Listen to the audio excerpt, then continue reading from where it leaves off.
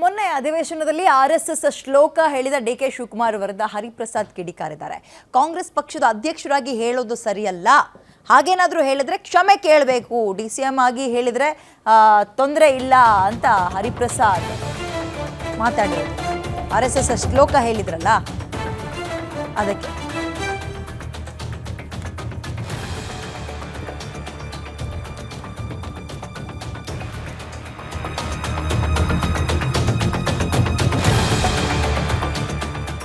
ಮಹಾತ್ಮ ಗಾಂಧಿಯನ್ನ ಕೊಂದವರು ಅವರನ್ನ ಸಮರ್ಥನೆ ಮಾಡ್ಕೊಳ್ಳೋದು ಸರಿಯಲ್ಲ.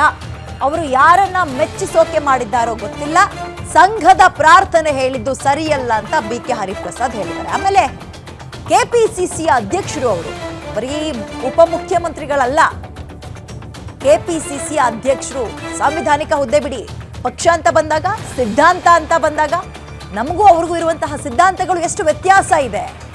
ಅವರೊಂದು ತೀರ, ನಾವೊಂದು ತೀರ. ಈಗ ಭಾರತೀಯ ಜನತಾ ಪಾರ್ಟಿಯವರು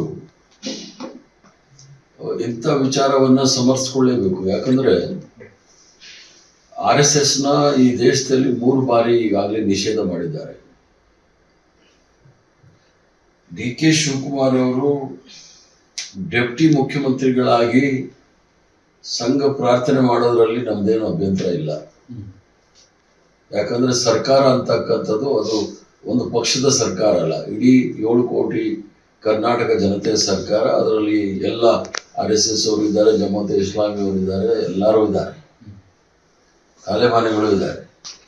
ಆದರೆ ಕಾಂಗ್ರೆಸ್ ಅಧ್ಯಕ್ಷರಾಗಿ ಅವರು ಆ ರೀತಿ ಹೇಳೋಂಗಿಲ್ಲ. ಅವ್ರು ಕಾಂಗ್ರೆಸ್ ಅಧ್ಯಕ್ಷರಾಗಿ ಹೇಳಿದ್ರೆ ಅವರು ಕ್ಷಮೆ ಕೇಳಬೇಕಾಗುತ್ತೆ. ಯಾಕಂದ್ರೆ ಮಹಾತ್ಮ ಗಾಂಧಿ ಅವ್ರನ್ನ ಕೊಂದಂತ ಸಂಘಟನೆ, ಆ ಸಂಘಟನೆಯ ಪ್ರಾರ್ಥನೆ ಮಾಡ್ತಕ್ಕಂಥದ್ದು ಸರಿಯಲ್ಲ.